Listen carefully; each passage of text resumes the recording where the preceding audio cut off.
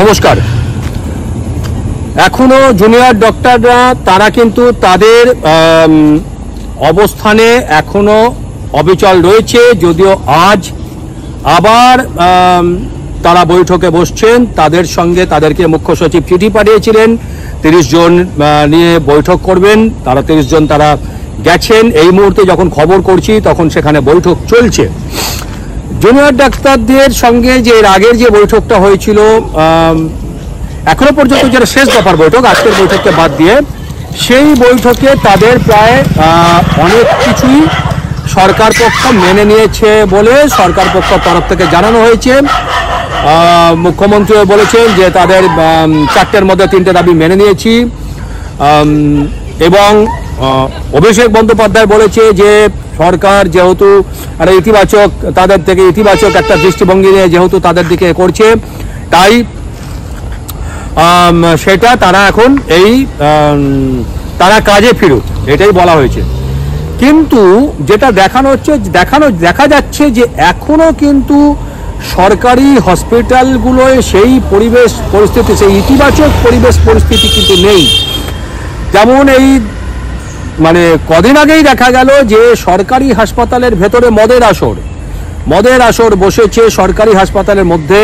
এখন এইটা সাংবাদিকরা এটা ধরে ফেলেছে, সাংবাদিকদের চোখে পড়েছে, তাই এটা প্রকাশ হয়েছে এবং 2 জন ধরা পড়েছে সেখানে। সেই 2 জন অবশ্য 2 জন সেই সামান্য মানুষ, তারা ধরা পড়েছে। সব ক্ষেত্রেই দেখা যায় হয়তো রাঘব বলরা ছাড় পেয়ে যায়।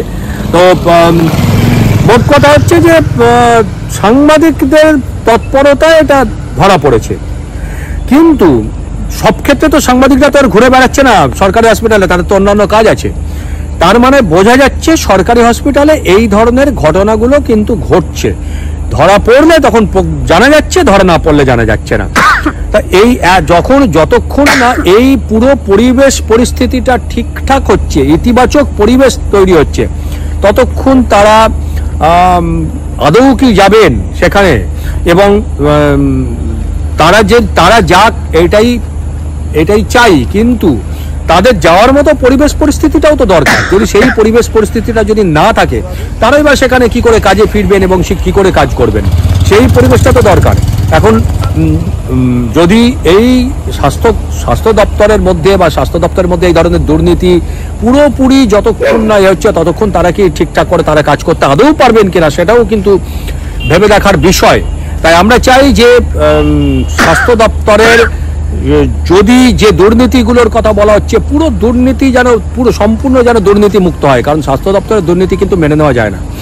সম্পূর্ণ যেন দুর্নীতি মুক্ত হয়, তবে জুনিয়র ডাক্তাররা তারা তাদের সময় মতো তারা যাক এবং সবটাই ছন্দে ফিরুক, এটা আমরা চাই। কিন্তু ছন্দে ফেরার মতো পরিবেশ পরিস্থিতি কিন্তু সরকারকে করতে হবে।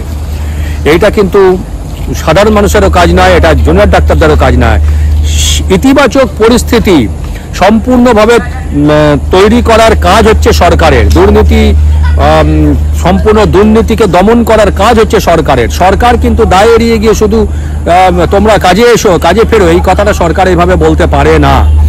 তাই আমরাও চাই স্বচ্ছ প্রশাসন এবং তারাও চায় স্বচ্ছ প্রশাসন, সাধারণ মানুষও চায় স্বচ্ছ প্রশাসন। আমরা সাধারণ মানুষ, আমরাও চাই যে ছন্দে ফিরুক সবকিছু। কিন্তু এর জন্য সরকারের কিন্তু ভূমিকা কিন্তু মাথায় রাখতে হবে, তাদের ভূমিকা কিন্তু আগে ইতিবাচক হতে হবে। এবার দেখা যাক যে কি হয়, যা হবে রিপোর্ট আমরা আপনাদের সামনে তুলে ধরবো। প্রগ্রেসিভ নিউজ থেকে ক্যামেরায় পূজা তালুকদারের সঙ্গে আমি শুভেন্দু পালিত। সাথে থাকুন, পাশে থাকুন। ধন্যবাদ।